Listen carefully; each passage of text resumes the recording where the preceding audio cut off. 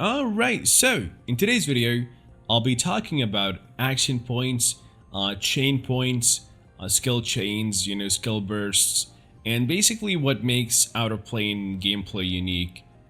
Because they don't really explain it early on in the tutorial, they don't really explain it thoroughly in the tutorial.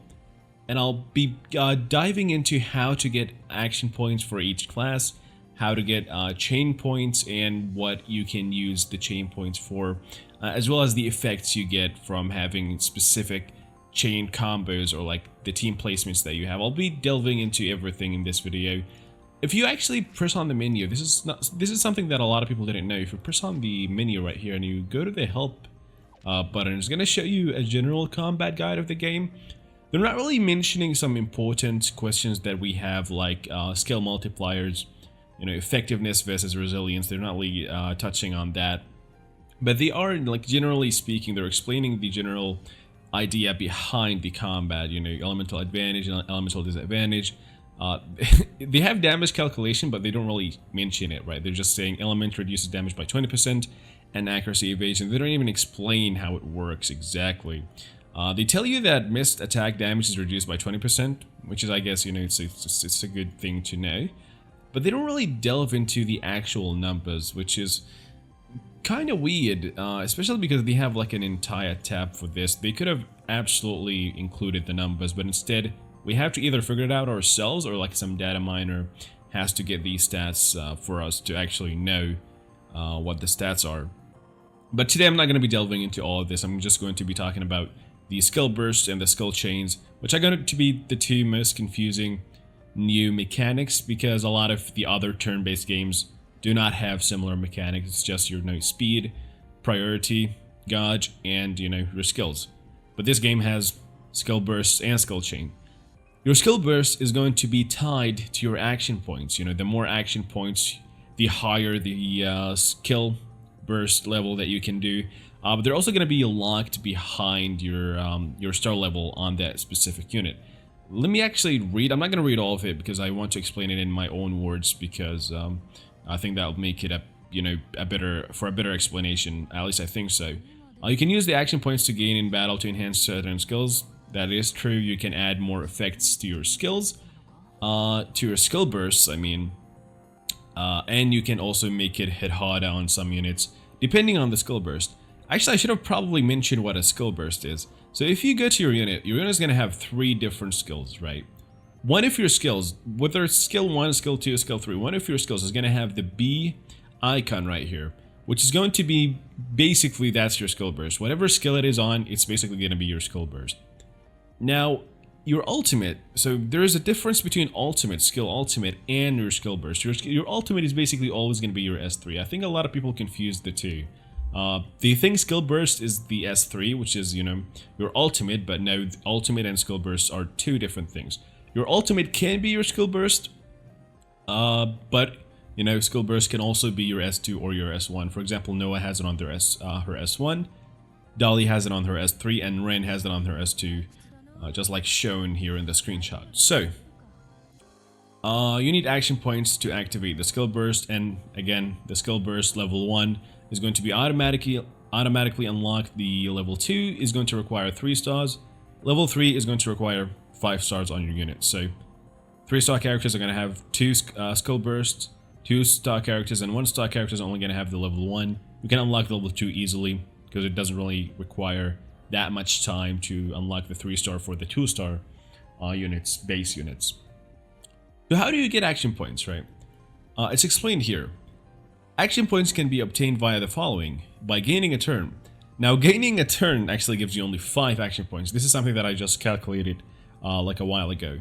So it's not a lot, right? 5 action points is very minuscule.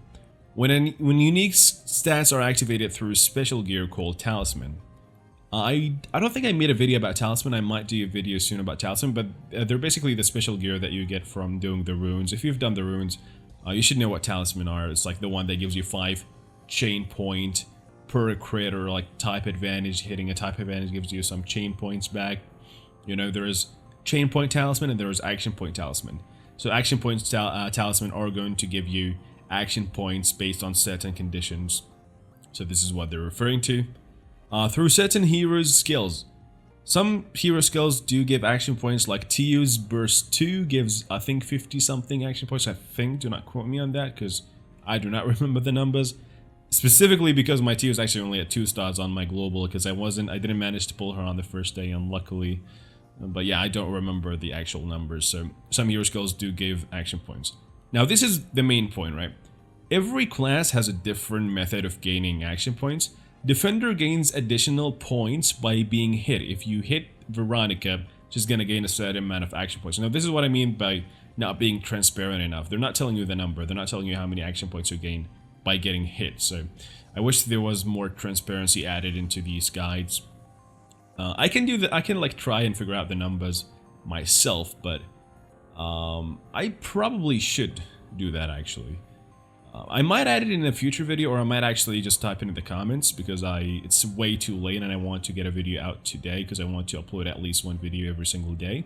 So if I do end up adding the stats, you'll see it in the comments or in the description. But for now, I don't really know the exact numbers. I just know the number for the turn. It's 5, because I was really curious about this. Strikers gain additional points by attacking, which is, straightforward every time you attack. There's also the reason why Noah gains a lot of action points, more action points than a lot of your other units, is because she attacks twice every single turn. So often you'll see your Noah with a lot of AP. Although that AP is wasted a lot of the time, because you're always going to be having the crit buff on Noah anyway, so you don't need the guaranteed crit and you don't need the S3. So it's unfortunate, but still, Noah's gains a lot of free action points just because she attacks twice.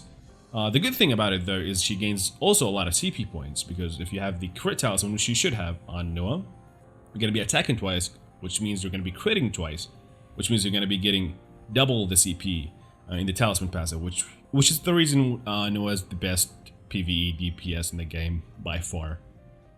Anyways, Rangers gain additional points by getting a turn. That's why a lot of the Rangers in the game are the fastest units in the game, specifically Valentine.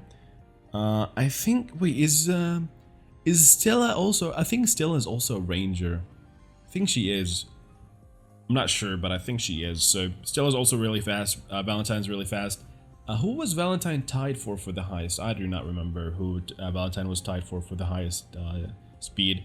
Just know that in the future, if a unit comes out that is faster than Valentine, it's also going to be another Ranger, which is why they have a lot of speed, is because every time they get a turn, they get action points. Mages actually add action point recovery conditions to the skills being used. I'll explain this in a little bit. Healer gains additional points when an ally is being hit. This is different from the defender. The defender itself or themselves have to get hit to get action points. The healer, your allies have to get hit to get action points. So it's a similar idea, but in a different type of execution, I guess. So let me go to the mage, right? Let me go to Dolly. If you go to skill 1, you can see that action point gain is 10 on skill 1. 2 is going to be 25. 3 is going to be 35. Now this is fixed for every single mage. If you do the skill 1 on your mage, you're going to be getting 10 action points. If you do skill 2, it's going to be 25. Skill 3 is going to be 35. It's pretty straightforward. And I just realized that I didn't transcend my Valentine, so let me do that real quick. Alright, that sounds good. Let's go back to the guide. Skill burst, right. Now I'll explain how to get action points. Now let's explain what you can do with action points, right. Every single burst is going to be different for each character. It's not going to be fixed 80s, 120, 160. Some characters have 60, like Valentine. Valentine, you only need 60 action points to do the skill burst level 1. Which you can actually view. A lot of people didn't know this, but if you go to a character, if you go to your skill burst, which is going to be obvious, and it's going to have the B letter, you can see the enhancement effect. Just press on this, right? Press on this, and you will see the levels for your burst skill. It's not going to show you the cost of the burst level. For some reason, as I said, they need to be a lot more transparent with these numbers, but they're not. So this is how you can know the burst effects for your units. A lot of the times, saving for the level 3 is not going to be game breaking, so you don't really need the 5-star on a lot of your units. That's why dupes are not that great in this game. At least in my opinion, I don't think dupes are remotely needed in this game to compete. So we're basically going to be mostly using the skill, the burst skill 1 and burst skill 2. 3, you're rarely going to be using it. I guess on characters like Eva, you are going to be using it. Because Eva's third skill is really good. Third burst skill is really good. Action points, I think I explained this. Right. Even if you have enough action points to select level 3, you can still... Okay. In addition to the normal skills effect, 1 or 2 effects will be added per level when a burst skill is activated. When selecting a higher level using action points, the effect of the lower levels will also be applied. This is really important. So let's take Ren for example. On the Ren's S2, increases damage, reduces cooldown, right? This is going to be the level 1. Level 2 just increases damage even more. So what this is going to do is it's going to apply level 1 and level 2 at the same time. So it's just going to be stacking this one onto the first one. And if you do the third one, resets cooldown, resets the ultimate cooldown. Yeah, they changed this. They made the level 3 also give you more damage, I'm pretty sure. Oops. Okay, I was having internet issues, but we're back. If I go to Ren, if I go to skill, change to enhance skill, increases damage with additional damage. Yep. They changed the level 3 burst, so the picture is actually outdated. It was from the closed beta testing, that picture. And I cannot access this anymore. Okay, I switched over to my global account because it was open in the background, so just to not take a while to restart my emulators. So, who was I talking about? What was I talking about, actually? Yeah, I think now I'm done with skill bursts, right? Action points, I explained how to get action points. I explained that the skill bursts actually do stack, the effects do stack. And I've explained, yeah, I think that's all there is to the skill burst. Now we can go to the skill chain, which is actually very simple. You can spend CP points obtained during battle to use skill chain, a combination and attack that involves all team members. To use a skill chain, you actually need all 4 of your members to be alive, and you want none of them to be stunned, none of them to be CC'd.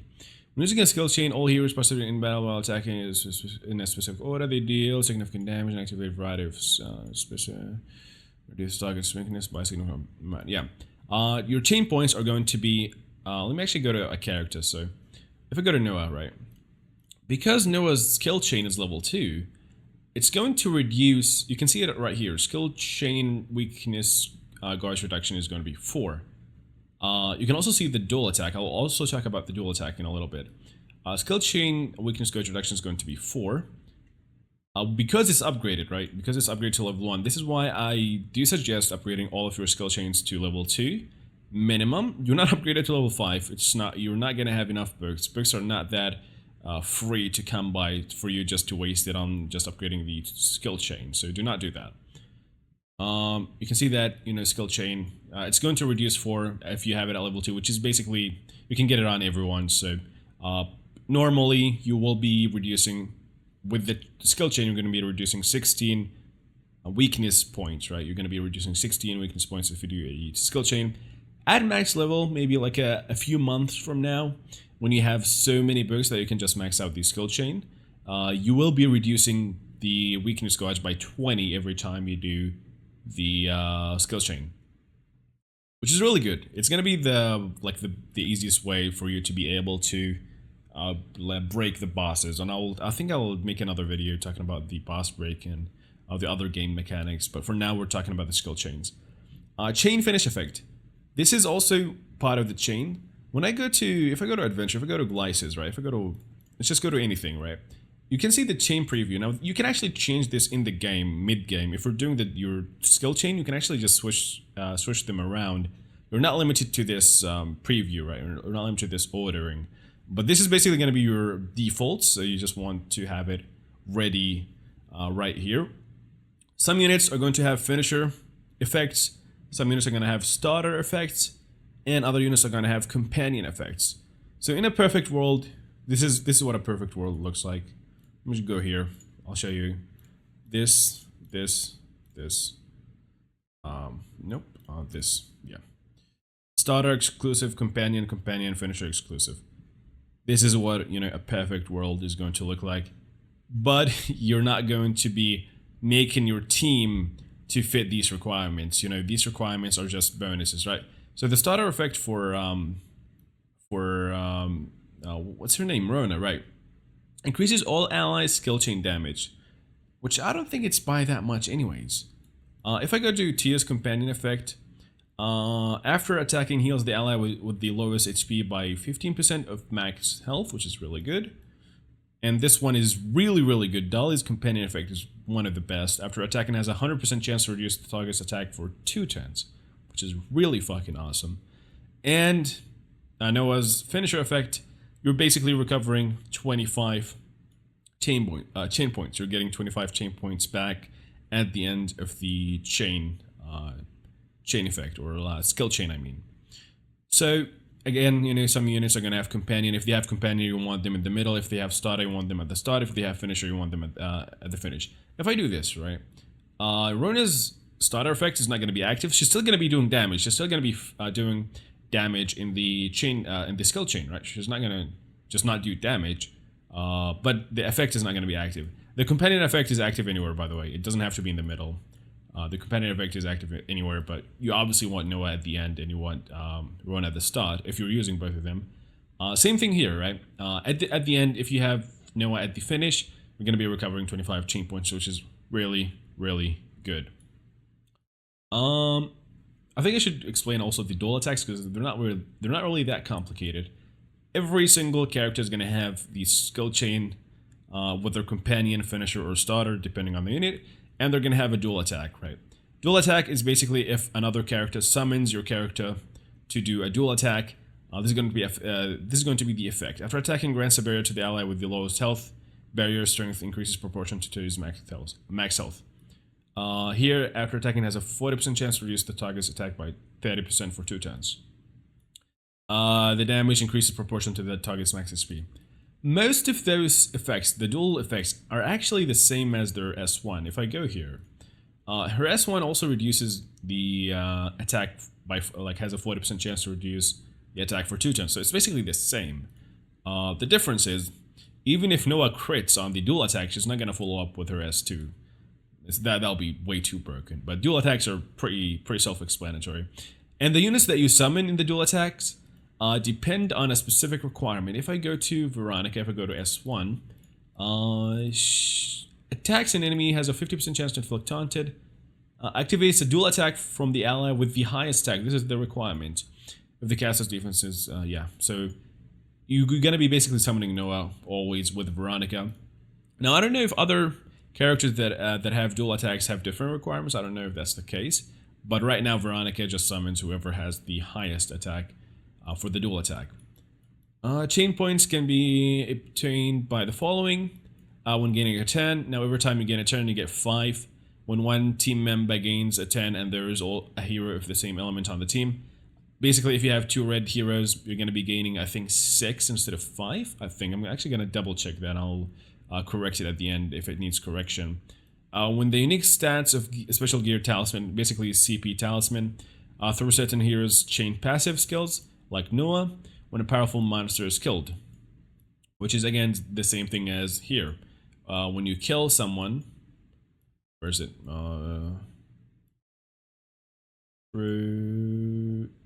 Wait, I think it was here, right? When a powerful monster is killed, right? Am I tripping? Why do I feel like I read it here as well?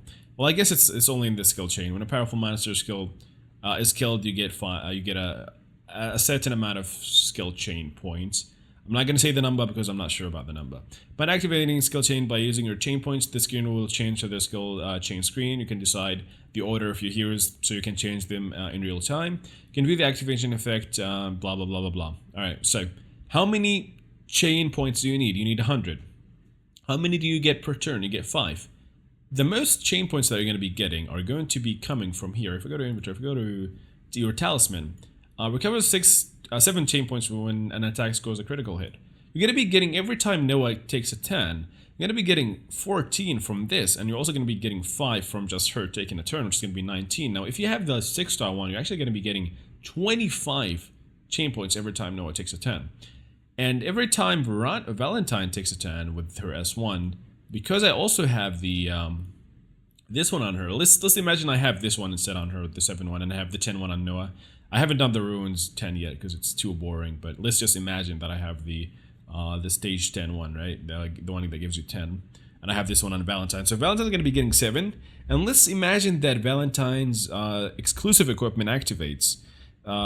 She summons Noah, right? Noah's also going to be getting 10. So it's going to be 7 plus 10 is going to be 17. And then plus 5 is going to be 22, right?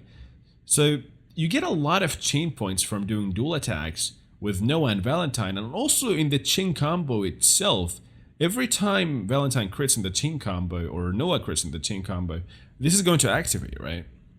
Which just gives you like a shit ton of chain points. Every time you do a chain combo, or like a skill chain, I mean, you're going to be getting 25 from the passive, from Noah's skill chain finisher. And you're going to be getting 7 plus 10 back, which is going to be 17 plus 25, which is going to be 42. I think 42. I'm not going to do the math. If it's wrong, it's wrong. If it's right, it's right. So you're going to be getting almost half of it back. And I believe you also still get the 10 one, which is the 5. So you're going to be getting almost, basically half of it back every time you do a skill chain with Noah. I think skill chains are actually easier to understand than the action points. So it didn't really take as long to explain. The video is 21 minutes long. Holy shit, I was going to do a full combat guide in this video, but I'm glad I didn't. And I just realized the game audio was off for the second half of the video, which is unfortunate. So I hope the video explained chain combos and skill bursts, and I'll see you guys in the next video.